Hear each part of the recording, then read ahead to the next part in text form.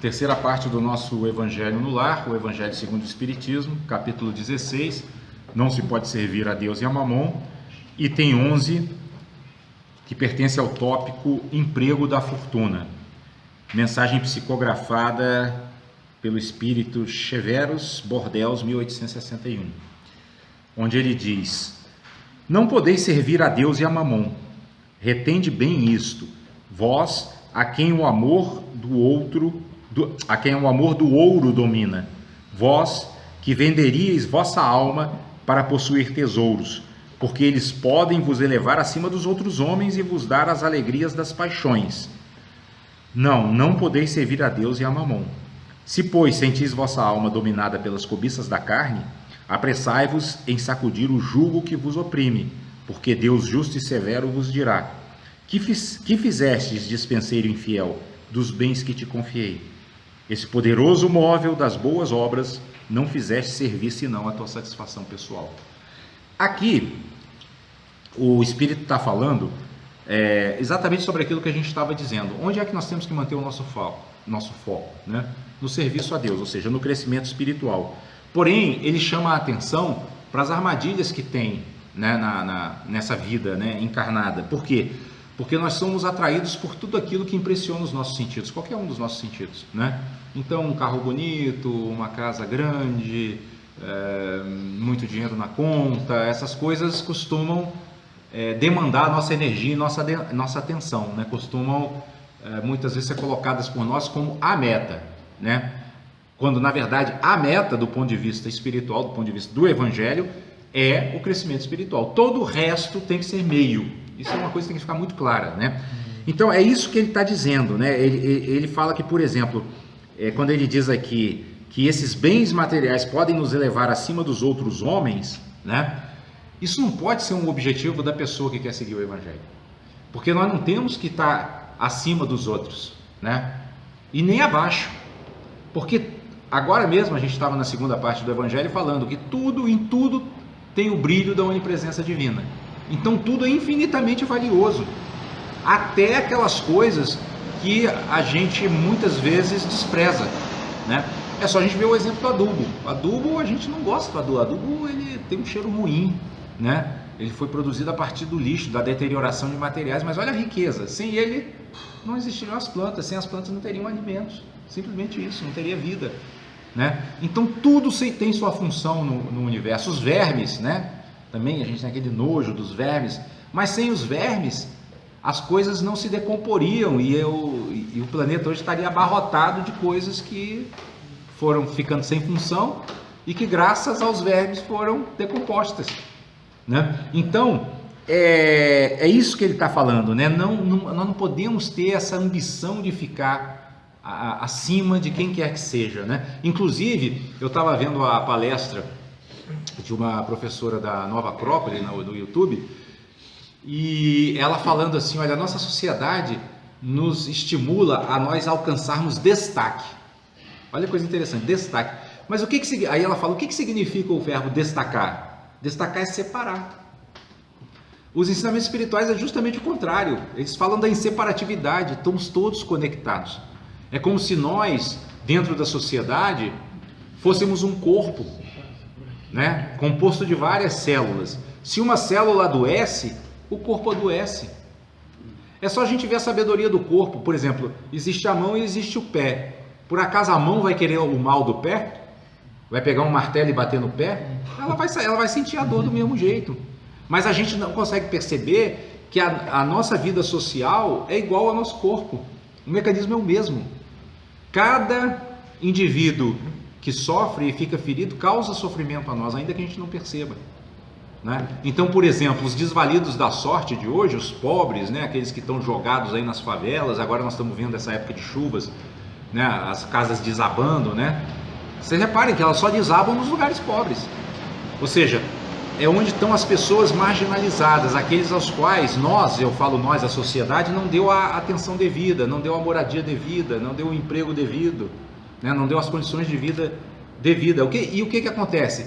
Esses locais são os locais onde se formam os agentes do crime, da violência, da qual todos nós somos vítimas. Isso corresponde à mão dando uma martelada no pé, né? A dor reflete sobre todos nós. Essa consciência precisa ser desenvolvida, né? Para que justamente esse bom emprego da fortuna, de que está falando o Espírito aqui, possa ser praticado por todos nós. Porque o que ele está chamando de fortuna aqui não é só dinheiro, não é só bens materiais. Todos os recursos que nós temos, né, nossos pensamentos, nossa fala, nossa mente, nossa energia, nosso tempo, empregados para o bem. Isso é o bom emprego da fortuna, né? E ele diz assim: qual é, pois, o melhor emprego da fortuna? Então agora ele vai responder essa pergunta. Procurai nessas palavras: amai-vos uns aos outros, a solução do problema. Então procurai dessas palavras de Jesus: amai-vos uns aos outros, a solução do problema. Nós acabamos de citar aqui o exemplo dessas populações marginalizadas, né, que só existem porque não há ainda na prática a verdadeira exaltação do reino divino, que seria amar aos outros, né, e querer para eles o mesmo que quereríamos para nós. Se isso fosse praticado no seio da sociedade, nós não teríamos marginalização. E o que é marginalização, né? Vem de margem. Quer dizer, são aqueles que estão do lado de lá da margem, que é como se a gente tivesse posto para fora, né? Existe aqui um núcleo que vive muito bem, né? E os outros ali que se virem lá para fora, né? Às margens, né, do processo, né? Então, se nós praticássemos isso, estaria resolvido o problema, né? Problemas, inclusive, materiais da pobreza. Aí está o segredo do bem empregar as riquezas. Aí está o segredo do bem empregar as riquezas, ou seja, não amai-vos uns aos outros. Aquele que está animado de amor ao próximo tem sua linha de conduta toda traçada. O emprego que apraz a Deus é o da caridade. Não essa caridade fria e egoísta que consiste em derramar em torno de si o supérfluo de uma existência dourada, mas essa caridade cheia de amor que procura o infeliz, que o reergue sem humilhá-lo. Olha só como ele vai muito além da questão material. Reerguer é uma palavra muito profunda, né? Você pode reerguer uma pessoa, por exemplo, você pode dar dinheiro para uma pessoa e ao invés de reerguê-la, você botar ela mais para baixo, dependendo da forma como você faz isso, né? Se faz com empáfia, com orgulho, ou se mostrando superior, pode ser que aquela pessoa, ao receber, né, aquele dinheiro que você deu para ela, saia mais deprimida do que antes de você dar para ela, né? Então aqui ele está falando que não é isso. Você tem que trabalhar para que a pessoa se reerga moralmente, né? Se reconheça como um ser de valor, né? Transmitir ânimo, em outras palavras, transmitir ânimo. Não sei se vocês sabem, ânimo vem da palavra ânima grega, né, que significa alma, né? Por quê? Porque nesse nosso mundo que está muito materialista e, portanto, está um mundo de serviço ao mamon, né? É um mundo sem alma, né? É um mundo só de matéria, né? A gente vê no noticiário, só se fala de economia, né? Não se fala de bem-estar espiritual, por exemplo. Você não vê, né? Não se vê notícias sobre isso, né? A gente só ouve falar sobre o que é material. O PIB cresceu, o PIB diminuiu, crise econômica, não sei o que, banco tal vendeu tanto, indústria tal ganhou tanto, como se isso fosse a finalidade da vida, né? Então o mundo inteiro, ou pelo menos a esmagadora maioria, está a serviço de mamon. É por isso que nós estamos tendo tantos problemas sociais, climáticos, de toda a natureza, porque é a lei de causa e efeito. Nós não estamos fazendo o trabalho que nós viemos fazendo no planeta, que é acima de tudo o trabalho espiritual, o trabalho que dá sentido à vida, né? Nós colocamos na matéria, no econômico, a finalidade da vida. Eu falo nós assim no sentido coletivo, né, de humanidade como um todo. É isso que rege hoje a interação entre os países e entre os povos, né? Puros interesses econômicos e não a vontade de crescer espiritualmente, né? Então ele diz, né, que a gente não deveria praticar a caridade de uma forma fria e egoísta, né? Mas sim uma caridade cheia de amor, que procura o infeliz, que o reergue sem humilhá-lo. Rico, dá do teu supérfluo. Faz melhor, dá do teu necessário, porque o teu necessário ainda é supérfluo, mas dá com sabedoria. Esse é outro ponto importante, né? Dar com sabedoria significa dar com sabendo promover realmente as qualidades positivas do outro. Dar com sabedoria, em resumo, é isso. Porque o objetivo final da caridade é o quê? Não é que a outra pessoa receba o leite, ou o feijão, ou o arroz de que ele está precisando. né? Isso faz parte também, mas esse não é o objetivo da caridade. O objetivo da caridade é que as qualidades positivas dele venham à tona. Então isso, dar com sabedoria é isso. Ao entregar, eu entrego isso, mas entrego também uma energia, uma atenção ou palavras que o façam crescer espiritualmente. Isso é dar com sabedoria. Não repilas o queixume com medo de seres enganado, mas vai à fonte do mal. Vai à fonte, à raiz do mal, né? Os mestres inclusive falam assim, olha, é muito louvável a pessoa ser generosa e querer matar a fome do outro, mas ele vai comer aquele prato de comida e daqui a pouco ele vai sentir fome de novo, ao passo que os bens espirituais, não, esses ficam para sempre, né?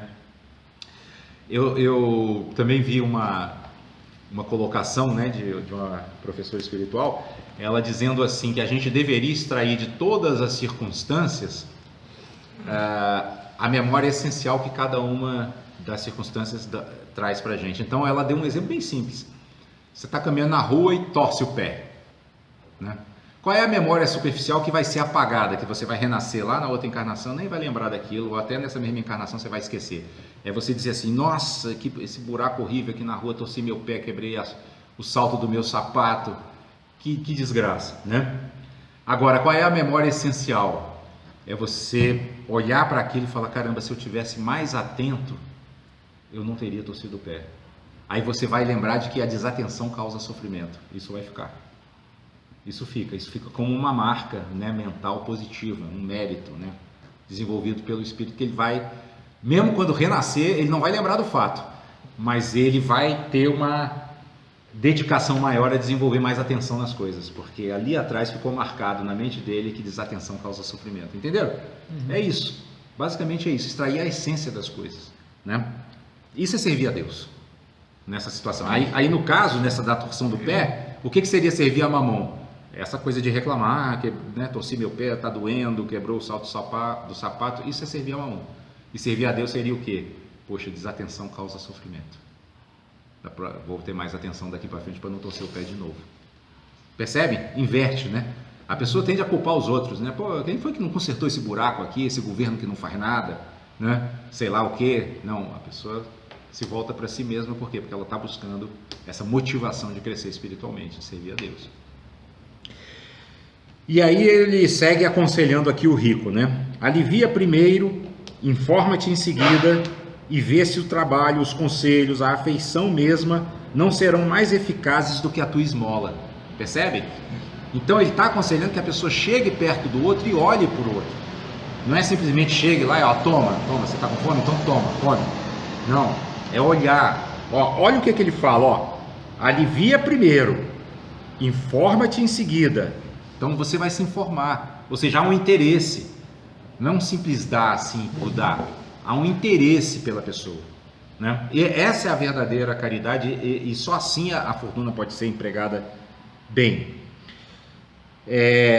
Espalha ao redor de ti com o bem-estar, o amor de Deus, o amor ao trabalho e o amor ao próximo. Percebem? Qualidades morais. Essa é a finalidade final da caridade, né? É o crescimento moral.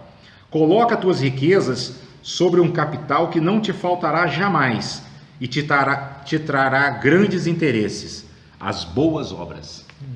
Então isso é que Jesus fala, chama de boas obras, né? E é a isso que ele se refere quando ele diz, a cada um será dado segundo suas obras. Né? Então nós precisamos ver com que qualidade espiritual nós estamos praticando as nossas obras, os nossos atos no mundo. Porque até um ato, como vocês viram, de dar uma esmola, ele pode ser negativo. O ato em si não é o que torna a coisa positiva ou negativa, é a motivação que está por detrás. Com que motivação a pessoa está fazendo, com que sentimento ela está fazendo. A riqueza da inteligência deve te servir como a do ouro. Então a inteligência também é uma riqueza, né? Que deve servir da mesma forma que o dinheiro. Espalha ao redor de ti os tesouros da instrução, que os espíritos inclusive costumam considerar muito mais valiosos do que os tesouros puramente materiais, né? Os tesouros da instrução, da educação, sobretudo a instrução espiritual, a educação espiritual. Espalha sobre os teus irmãos os tesouros do teu amor e eles frutificarão. Isso é interessante, né? Porque os bens materiais a gente doa, a pessoa consome e acabou. Mas esses bens espirituais, como a instrução, eu dou para a pessoa e ela vai distribuir para outros. Ela se torna um multiplicador. Eles se multiplicam. Então, essa é uma forma de fazer com que o ambiente social, o ambiente planetário fique melhor, mais leve, com um custo menor. Né? Porque cada um que eu instruir, né? Por que Jesus se cercou de 12 discípulos? Porque ele multiplicou por 12 seus ensinamentos. E ele foi crucificado, mas ficaram eles lá, e esses aí cada um ensinou outros, e os ensinamentos chegaram até nós. Mesma coisa fizeram outros mestres espirituais. Né? Então, o tesouro que a gente der do nosso coração, da nossa inteligência, da nossa mente, ele é muito mais valioso do que qualquer outro bem material que eu possa doar para as pessoas. Ok, pessoal? Eu tenho algumas considerações.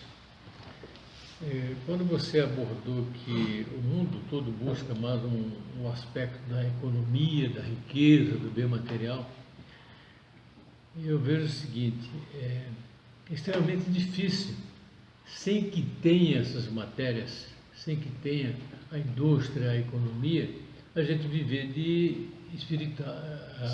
o seu indivíduo espiritual, sabe? Para alimentar o seu organismo. Porque nós temos aí, estamos indo para 4, 7 bilhões de pessoas. Jesus Cristo veio aqui na Terra, já se passaram mais de 2000 anos e praticamente pouca coisa mudou. É lógico que a gente não pode dizer, bom, se não mudou, não vai mudar. É uma coisa constante, né? Como se fosse um trabalho de um relógio, às vezes até fazendo o círculo, mas ali repetindo, essa hora vai repetir, uma hora vai melhorar. Então, a concepção de hoje, nós queremos que os grandes industriais, os grandes latifundiários tenham essa concepção, é extremamente difícil. Difícil primeiro por quê? Porque a eles não têm interesse de conhecer o lado espiritual. Para eles interessa só o lado econômico e o bem-estar da família. Sim. O lado espiritual dele, se você buscar no universo de 5% que está detendo as economias do país, por exemplo, você vai encontrar o que? 0,001 a 10 a menos 5 para que tenha preocupação com a parte espiritual, né? De poder desenvolver e de poder fazer nessa condição que nós acabamos de ver, de você, por exemplo, não dar um dinheiro, mas dar instrução, ou então que dê o dinheiro para o indivíduo estudar. Certo? Manter ela na matrícula, ali, leva ela até o cabo final, do que aquela expressão momentânea de doar o dinheiro para ele, como ele diz, não, toma esse dinheiro para você, depois você quase como se quiser se livrar da pessoa. Então, são essas circunstâncias que nós não temos essa capacidade de evolução. Né? Quando você proíbe, por exemplo, dentro das escolas, o desenvolvimento do ponto de vista espiritual, porque o Estado é laico, não pode levar o catolicismo, não pode levar o Umbanda, Quimbanda, Candomblé, absolutamente nada dentro da igreja, mas de repente o indivíduo quer colocar ali dentro da igreja uma questão de sexo para uma criança. Quer dizer, por que nós não estamos desenvolvendo esse crescimento espiritual para o indivíduo entender melhor o mundo? Essas concepções que eu não consigo ver assim a médio e até a longo prazo com alguma solução. É difícil vislumbrar mesmo, eu acho que você tem toda a razão. E você viu que assim, os comentários que a gente fez aqui foram exatamente de que a origem dos nossos problemas está nessa postura equivocada, né, diante da vida, que é uma postura que não valoriza a dimensão espiritual do ser humano. Porque sabe qual é o problema? Até as próprias religiões estão materializadas, no sentido de que estão valorizando mais o culto externo, né, aquele culto, no sentido de que estão também fixadas na sua própria visão, achando assim, essa é a minha religião, é a certa, essa aqui é a certa, essa aqui é a certa, ou seja, indo na contramão da abertura, né, da convivência fraterna com a diversidade, com o diferente. Então, realmente, as perspectivas nesse aspecto não são boas, né? Porque quando você fala, inclusive, sobre a escola, as pessoas confundem, sabe? Elas confundem religião com espiritualidade. A religião, o padre Leonardo Boff, né, que é muito estudioso desses assuntos de teologia, né, ele diz, olha, a religião pode ser um obstáculo à espiritualidade. Né? Ela não significa que a religião não se confunde com espiritualidade. Ela pode ser uma ferramenta poderosa para desenvolver a espiritualidade, a dimensão espiritual. Mas assim, eu também não vejo perspectivas assim a curto e até médio prazo para que a gente entenda que a dimensão espiritual é importante. Porque hoje já se dá importância à dimensão mental e à dimensão emocional, mas ainda não se reconhece a dimensão espiritual do ser humano. Né? E toda vez que você vai falar em essa questão de Estado laico, né? Ok, Estado laico é bonito quando você entende o Estado laico como aquele que respeita o pensamento de todo mundo, das religiões diferentes. Mas a questão é que o nosso Estado laico, mais do que laico, ele é materialista. Esse é que é o problema. Né? Ou seja, tudo bem, eu aceito que as pessoas tenham religião e tal, mas aquilo que eu comentei aqui é o seguinte, o foco e a atenção está só no material, é aquilo que você disse. Né? Os industriais, os latifundiários tal, querem ganhar dinheiro e o trabalhador também quer o salário dele no final e no final de semana comer um churrasco, fazer uma festa, tomar uma cerveja e tal. Ou seja, são só interesses materiais. A dimensão espiritual está totalmente relegada ao esquecimento. Né? E isso gera sofrimento, porque veja bem, por exemplo, hoje existe uma discussão do aborto. Você vê o que é a visão materialista, né? Aí eu vejo as pessoas que defendem o aborto falarem assim, a mulher é dona do seu corpo. Totalmente contrário aos ensinamentos espirituais. Nós não é a mulher não, ninguém é dono do seu corpo. Né? Por isso que o Espiritismo, inclusive, diz, no suicídio não pode, você não é o dono, esse é um empréstimo, né? Você tem que prezar por ele. Então, estou falando tudo isso assim, para dizer que eu concordo plenamente com você. Essa aí é a minha visão também, eu olhando assim, do ponto de vista coletivo, eu não vejo assim possibilidade de mudança mesmo a médio e curto prazo. Agora, o que nós podemos fazer, né? E isso aí é uma coisa que eu aprendi lá na Nova Acrópole e achei muito interessante, né? Eles disseram assim, olha, se a gente tivesse nascido lá no Egito, né, que é uma sociedade muito voltada ao cultivo da dimensão espiritual, ou no Tibete, no auge do Tibete, não na decadência, né, ou em qualquer sociedade dessa, os nossos méritos por praticar espiritualidade seriam válidos, mas não tão válidos quanto a gente praticar agora, porque agora a gente está indo contra a correnteza, o que confirma o que você estava me dizendo. É isso mesmo, a correnteza está indo para esse lado, está indo para o abismo, está indo para o escuro, né? É materialista. E cabe a quem, como nós, teve assim a bênção de conhecer esses ensinamentos e ter um mínimo de motivação para praticá-los, nadar contra a correnteza. Mas quem nada contra a correnteza tem isso também, né? É mais mérito. É igual Francisco de Assis, nasceu lá no meio da Idade Média, da idade da escuridão, né? Das trevas, considerada até hoje pelos historiadores, e conseguiu ser aquela luz lá. Muito mais méritos do que em situações mais favoráveis, né? Jesus mesmo, assim, se a gente comparar o Buda, né? O Buda também teve muita crítica, muito problema com a religiosidade da época, mas era um país mais tranquilo com relação a isso, a convivência. Então ele não foi crucificado, viveu até os 80 anos, Jesus já não. Então nós estamos nisso, nós estamos nesse ambiente e temos exemplos, né? Exemplos contemporâneos, Chico Xavier, por exemplo. Chico Xavier foi um homem que viveu isso aqui assim plenamente. Então ele mostrou para nós que é possível. E Chico Xavier não era um iluminado ou um santo, era um homem motivado a viver a espiritualidade, e viveu, com limitações físicas, doente, né? Com várias, né, restrições.